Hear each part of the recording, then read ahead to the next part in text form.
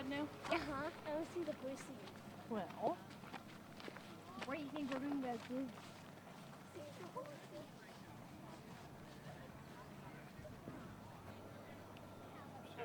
Here, can I go in front of you? Behind, if you don't mind. Let's see if I can do it without hitting me. I told him, I said, well, he said, it's too late now. I said, I already posted something. I was still writing. Can I get a shot in Avionics? Sure, go ahead.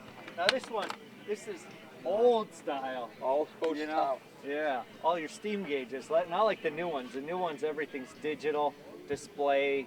They look like TV screens. My name is Sergeant Mike Becker. I'm Pennsylvania State Trooper. I'm currently assigned to the aviation unit as a helicopter pilot. And when did you start this work as a helicopter pilot with the state police? I've been a state trooper for approximately 14 years, and I've been a helicopter pilot for the last 6 years. So what does it take to be a helicopter pilot with the state police? To be a helicopter pilot with PSP, you have to first be a trooper for at least 3 years, and you have to have a pilot's license. The requirement currently is a private pilot's license and 3 years experience. So what are the typical assignments that you get with this helicopter? Typically, the most common request we get is for a search. Missing people, missing hunters, hikers, children, and then also for criminals, criminal search. So what's probably one of the more notable searches you had to be on? I was involved with the Eric Frayne search up in the Poconos. That lasted several weeks. For those who aren't familiar, just a little bit of background about that individual and what you were dealing with. The individual basically was hiding in the woods across from our barracks in the Poconos, and from cover he fired a shot towards the barracks and struck 2 of our members, fatally injuring one of them. I remember. Could you show us a little bit of what this helicopter's like from the inside? I can. The current helicopter I have here is Trooper 7. It's a Bell 407. The cockpit is set up that it can be flown from one pilot from the right seat, but it also has flight controls in it that it could be flown from a second pilot in the left seat. So there's seats and controls for 2 pilots up front, and then in the back side of the aircraft there's passenger seats for up to 5 passengers. So when you're on a typical search mission, how many people are in this helicopter? It all depends on the time of day, the type of mission. Daytime, a lot of times it's a single pilot. Nighttime, it's always a 2-pilot operation. Sometimes, depending on the type of mission, we may have at least 1 or 2 passengers in the back, and usually those passengers act as observers from the rear of the aircraft. And of course, we think about this helicopter and the big searchlight. Is it on right now? It's not on this aircraft. Okay. So this aircraft is our spare aircraft. Our mission-capable aircraft is down for maintenance. I see. So this aircraft is basically a bare-bones PSP helicopter, no mission equipment on it. Well, we appreciate you being here. Absolutely. Happy to be here.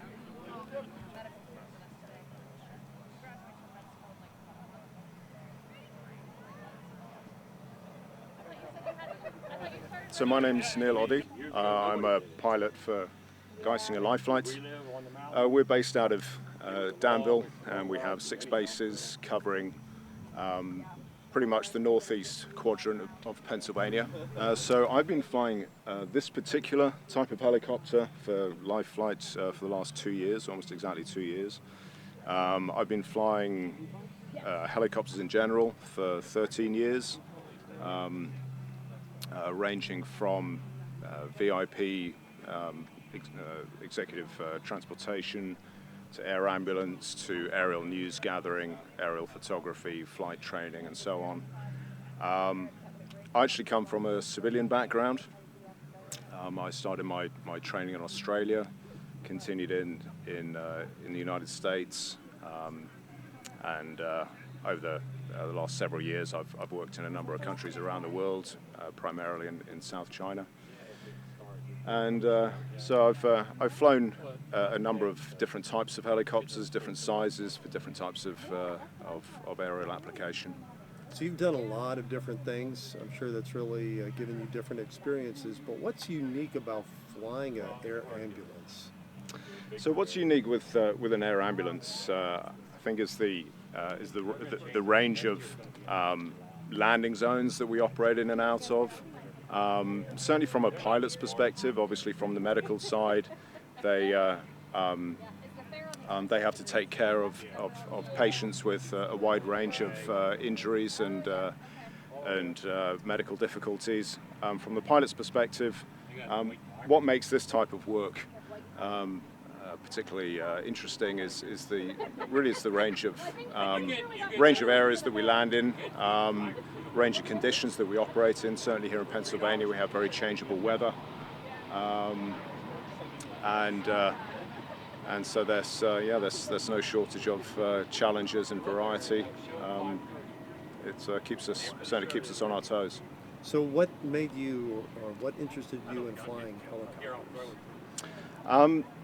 So the fascination, I think, with helicopters is the broad range of applications for this machine, whether it's air ambulance, whether it's firefighting, aerial photography, aerial news gathering, so on and so on. There's a wide range of things you can do. Again, for myself, from a pilot's perspective, you can train to become a pilot. You have, whether it be through the military or civilian routes, you have your FAA license, and you can do these a broad range of very interesting and challenging types of jobs. So in the last 2 years, what would you think was your more challenging job that you had? Well, as I said before, and of course you know, the weather in this area is very changeable. We often fly under what we call instrument flight rules. Okay, so in low visibility conditions, in the clouds, in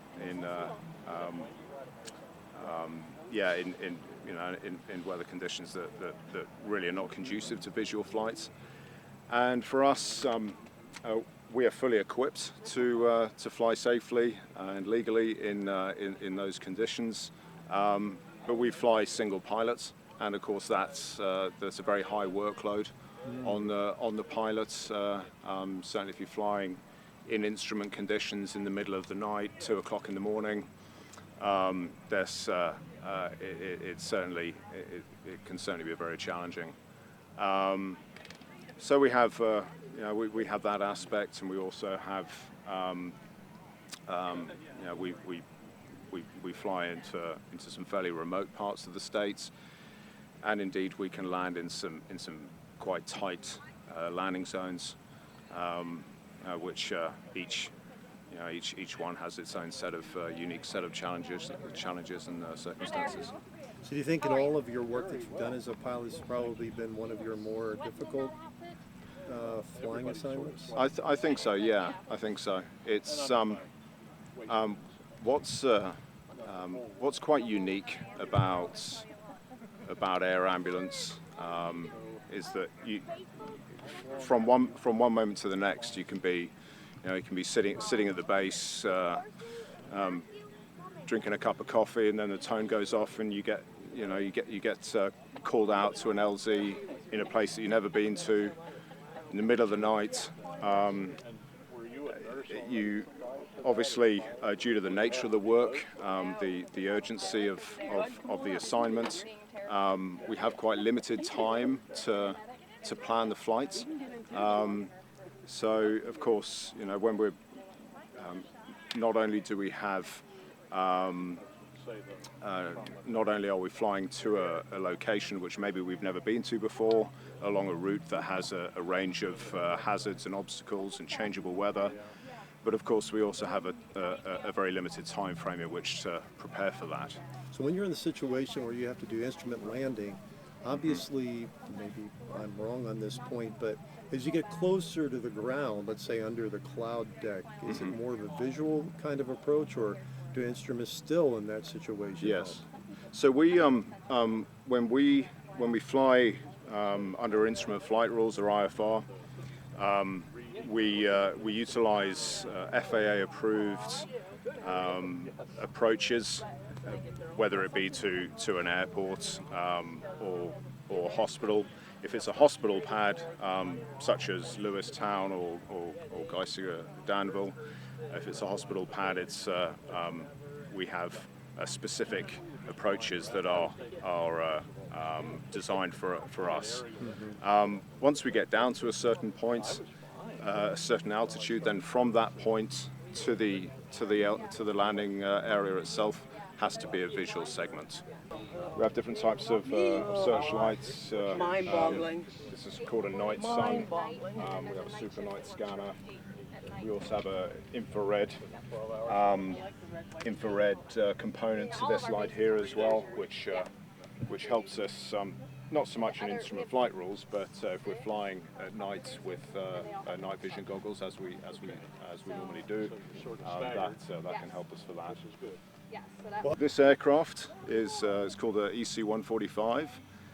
It's a German-built helicopter. It's sort of specifically designed for air ambulance operations. They also use it quite a bit for military applications. So it has two engines. It's fully equipped for operations in most types of weather conditions, with the exception of icing conditions. So if we have any icing conditions in the middle of winter, then we're not able to fly in that.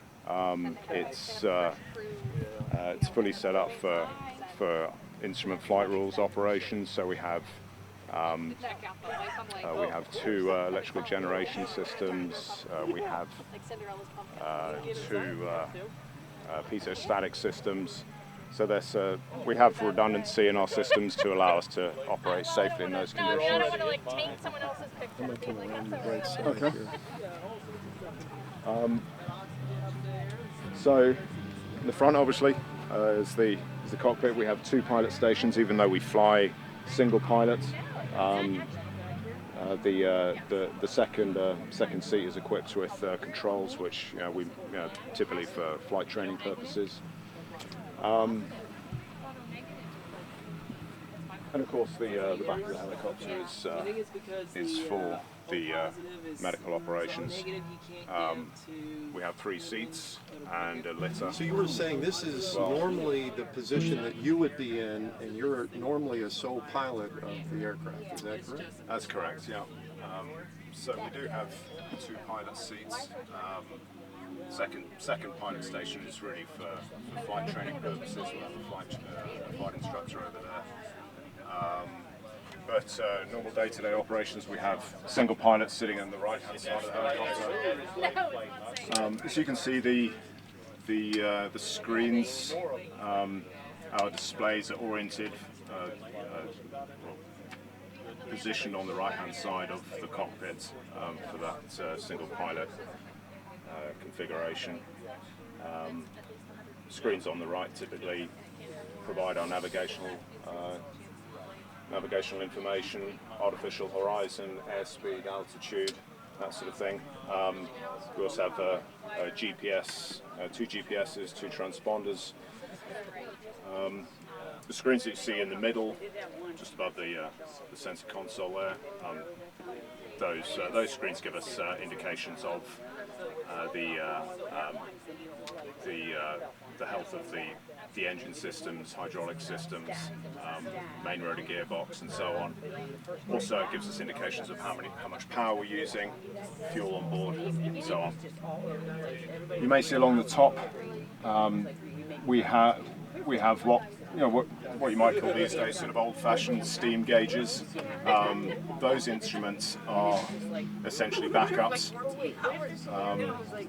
Normally we use, we're referencing the digital displays, but those instruments provide us with the backup in the event of a failure of our displays or electrical system. Why don't you go through some of the things to control this aircraft in terms of just maneuvering it and flying it? Okay. So the three main controls that you're going to find in pretty much any type of helicopter is the cyclic, which is this stick here, the pedals, and the collective. So I'll start with the cyclic. What the cyclic does is it controls the tilt of the main rotor.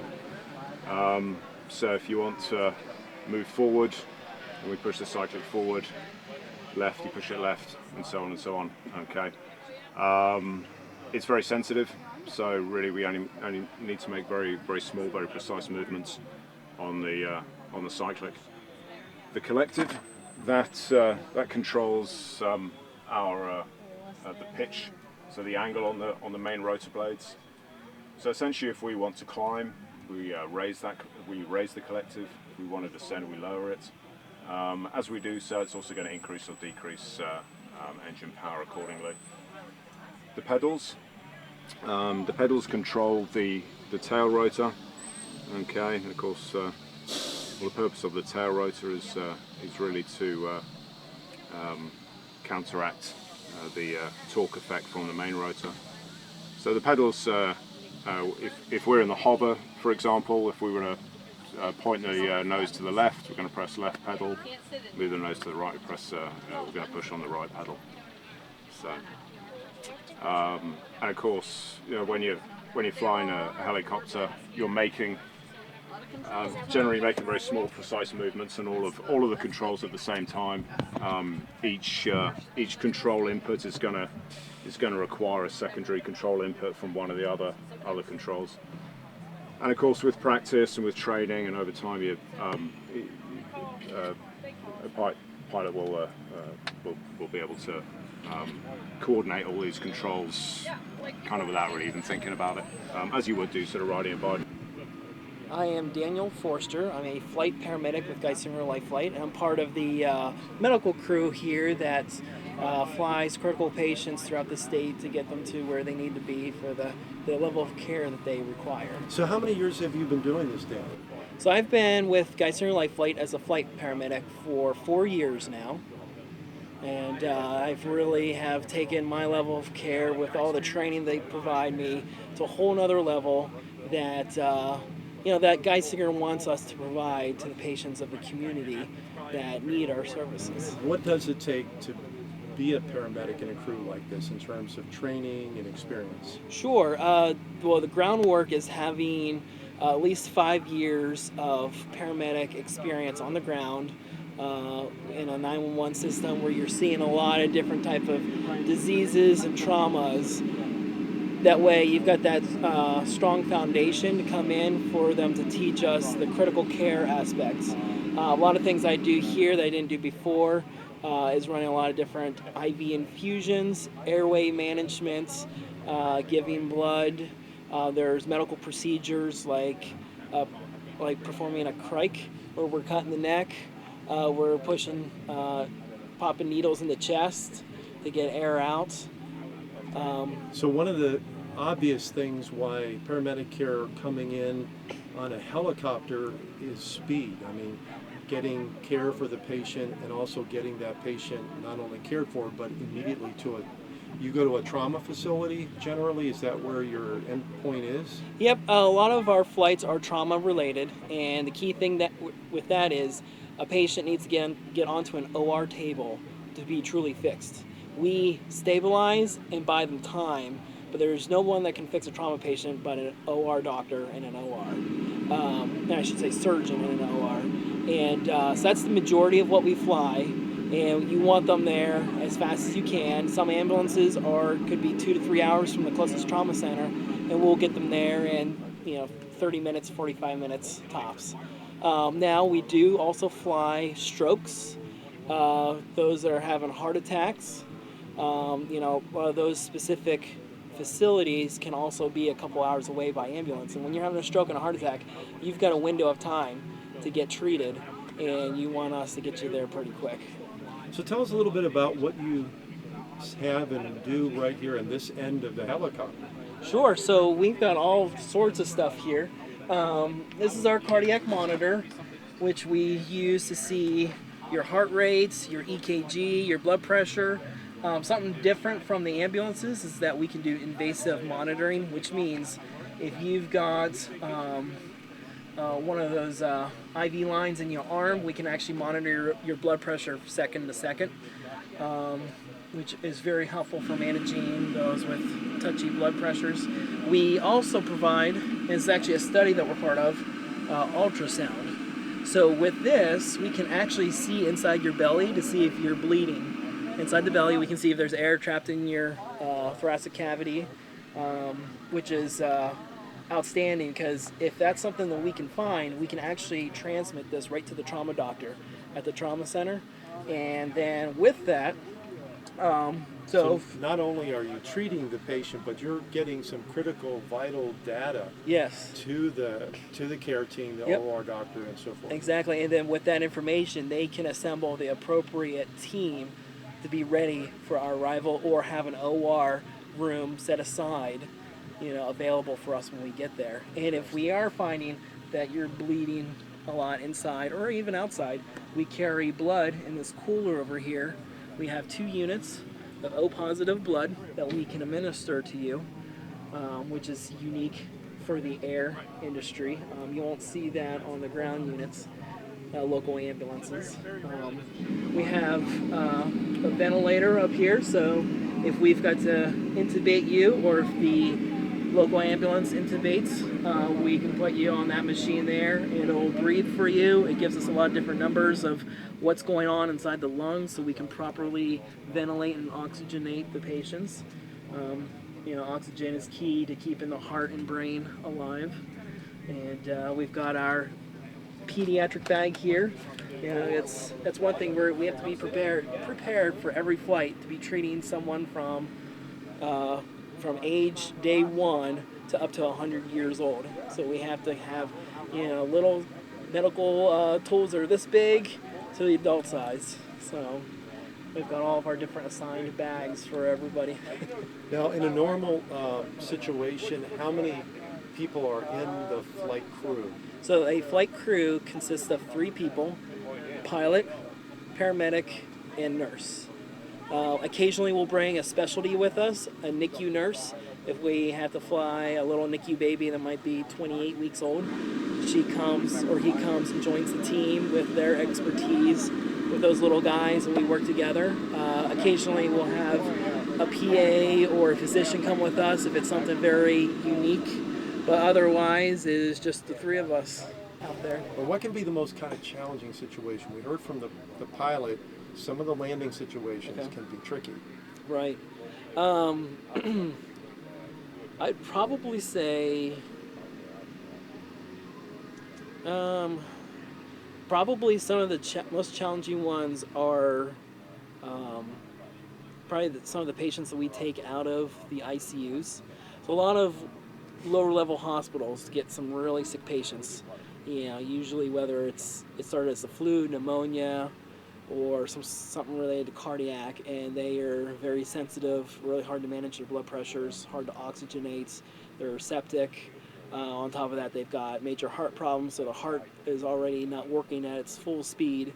And those patients, we can have up to 8 different IV drips going. We've got them on the ventilator, we've got them on the monitor here, we've got them on even sometimes they call it ECMO machine, so it's almost like cardiac bypass. It's pulling the blood out, oxygenating it, and putting it back in. And pretty quick, we don't have much space back here, and pretty quick we've got all these machines and bags going on and trying to keep that all together. And then you add, let's say, a really cold day, so now it's 3 degrees outside, you're trying to keep the patient warm, keep everything organized, it's windy. It can be quite the handful, and you're trying to adjust things, because here's the thing, in an ICU, it's a nice warm room, they're lying on a bed where it's nice and comfortable, no outside stimulus. Once we bring you out here, you're being bounced on a stretcher, you're all of a sudden gone from a nice 70-degree room to 3 degrees outside, so your body is adjusting to this. So now we've got to adjust all your medicines to keep up, to maintain that stability, and do that all in the back of this little guy here.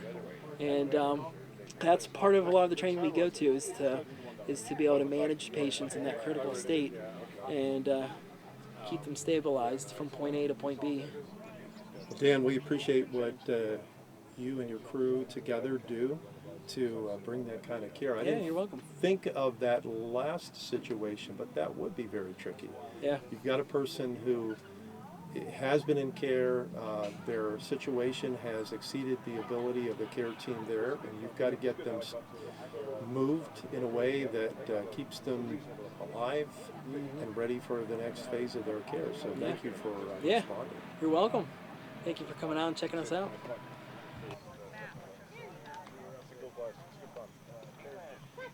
Okay. Yeah. You guys see the eggshell?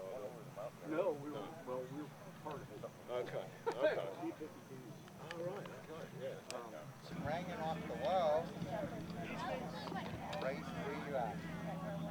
They'll all be gone, 6:30. They all be gone. Good afternoon. I'm Chief Ed Reinhold. I'm an instructor pilot with the Pennsylvania Army National Guard. How long have you been serving? Just a little over 17 years so far, sir.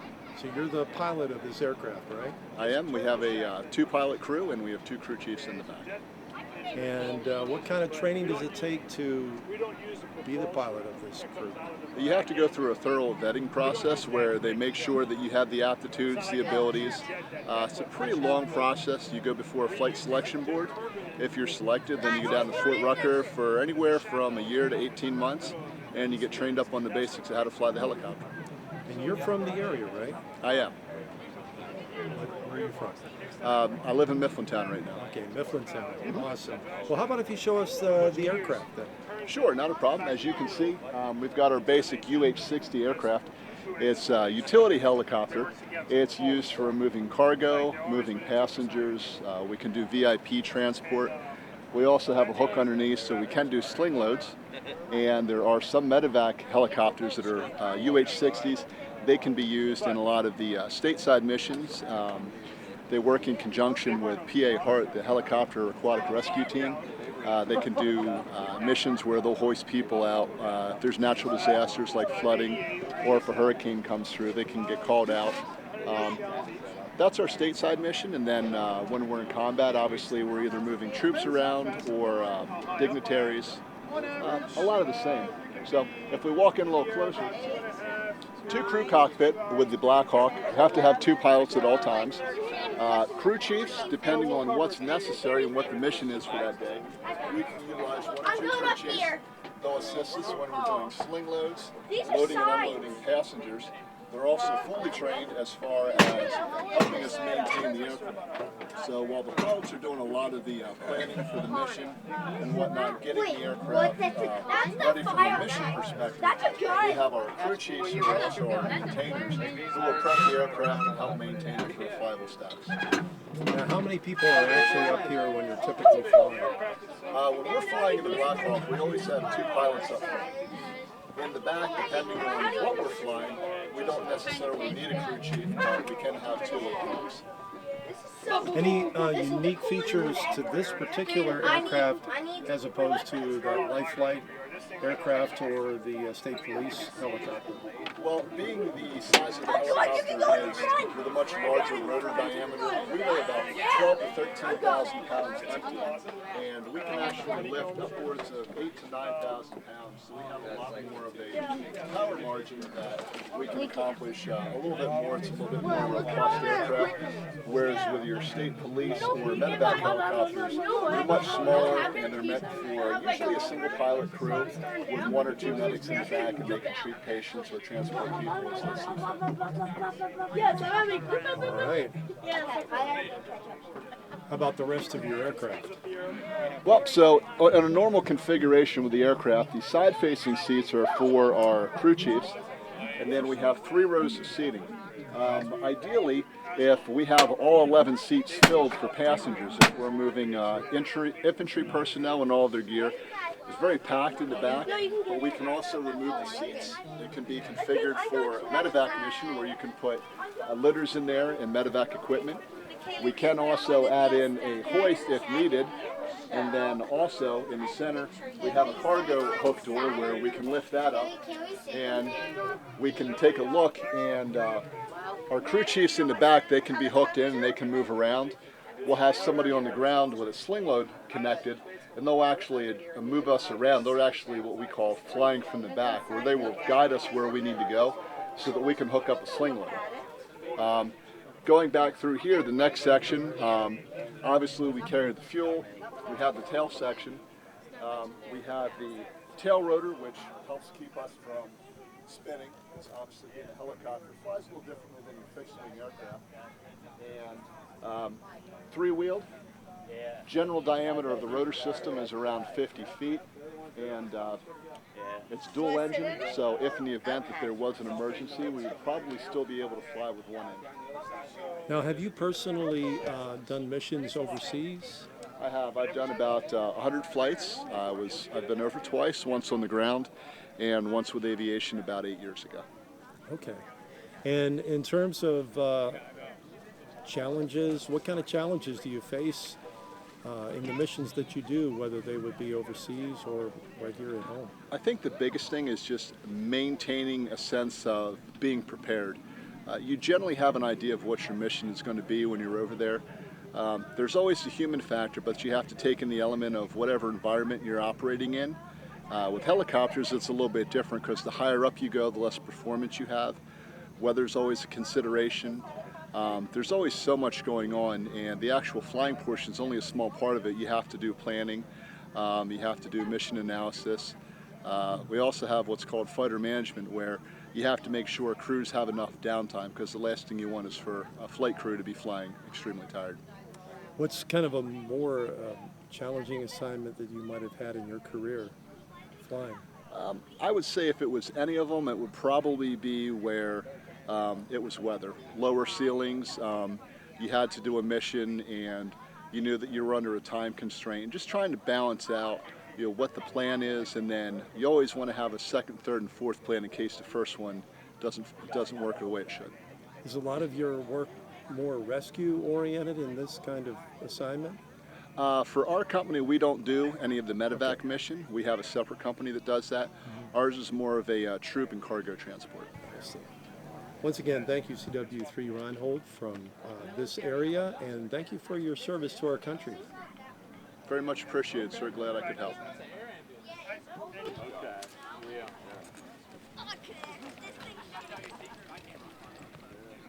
might be the one we fought under a number of times.